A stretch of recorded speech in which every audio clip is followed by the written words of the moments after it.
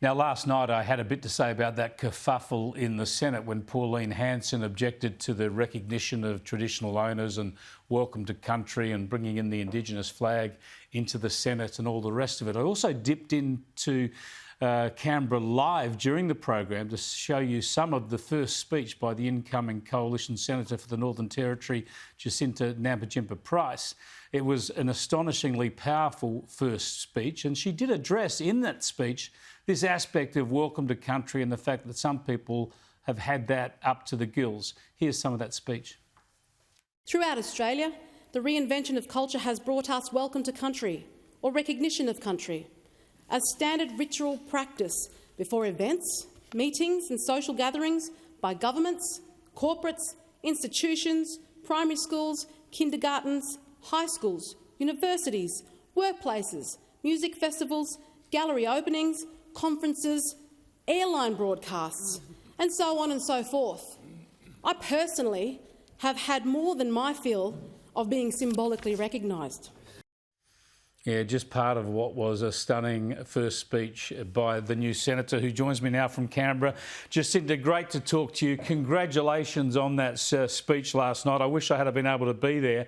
But the first question I have to ask you is that the headdress, the feathers, tell us about the background to that.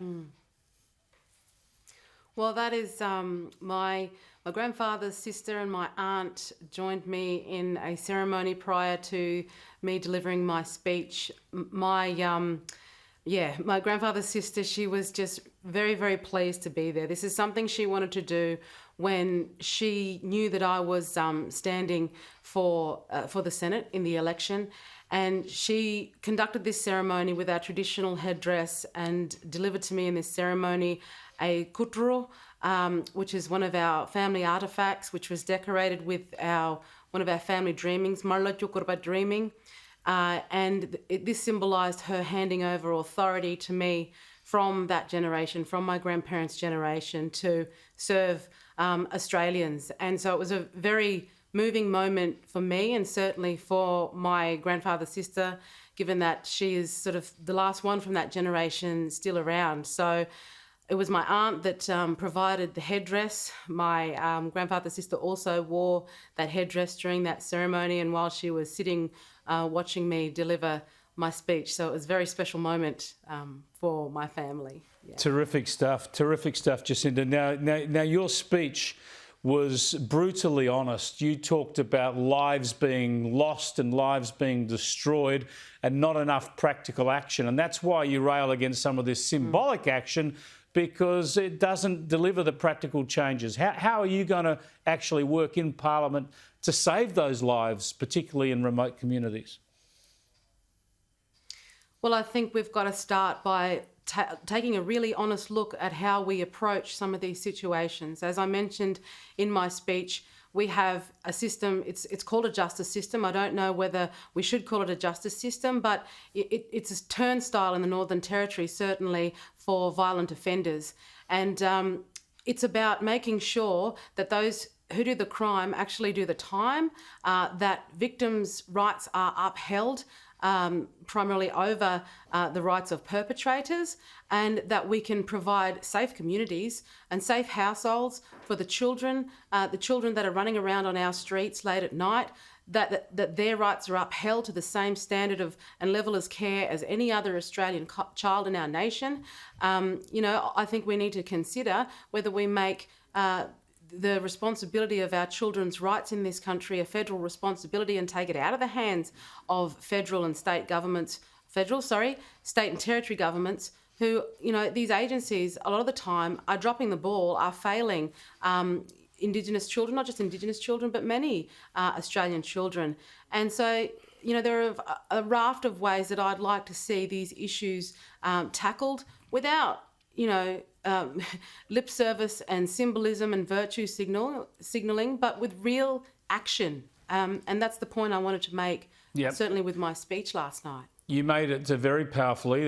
You are a very powerful Indigenous voice in Parliament, along with 10 other Indigenous Australians. We're yet to hear from Karen Little from South Australia. We heard from Marion Scringemore from the Labor Party in the Territory. She agrees with you. There's bipartisan agreement that the scrapping of the alcohol bans in the Northern Territory is a retrograde step. There is a split, though, over the cashless welfare card, so we've got to get practical focus on these issues. But I want to show you what Linda Burney said today in the House about the Indigenous Voice proposal that you've been sceptical about and how she says it can deliver practical change. Here's the Indigenous Affairs Minister. This is not a radical proposal. It is fair and it is practical. It is about growing our nation up together. It's about unity. It's about hope. It's about consulting, as the Prime Minister has just said, Aboriginal and Torres Strait Islander people about laws and policies that affect us. And it is about delivering practical outcomes. This is an issue that does not belong to either side of politics. It is about building a better future. Mr. Speaker, history is calling us. Australians believe in decency. And I say to those on the other side, get onto the station. We want you to be on the train with us. Yeah, Jacinta Price, an extension of a hand of bipartisanship there on this issue. Is there a chance for common ground if you could be guaranteed that the voice would lead to practical outcomes? Well, there is no detail. I still don't know how that is supposed to happen. And I don't know that I can trust these statements, given that the voices of vulnerable Aboriginal women in communities who do not want the basics card scrapped are not actually being listened to right now as we speak. There is a process that is available to elected members of Parliament. They can very well jump on a plane, go to any of these communities, talk to these vulnerable people right now. There's nothing stopping them from doing that. They don't need a voice mechanism to have conversations with everyday people. And given that they haven't done that and that they're disregarding these voices, well then I simply cannot believe these proposals that are being put forward. I don't believe in creating another layer of bureaucracy that's going to siphon off the taxpayer dollar.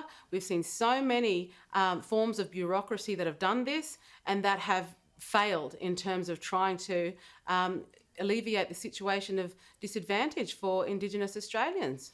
Jacinta, thanks so much for joining us again and congratulations on your speech last night. Talk again soon. Thank you very much for having me, Chris.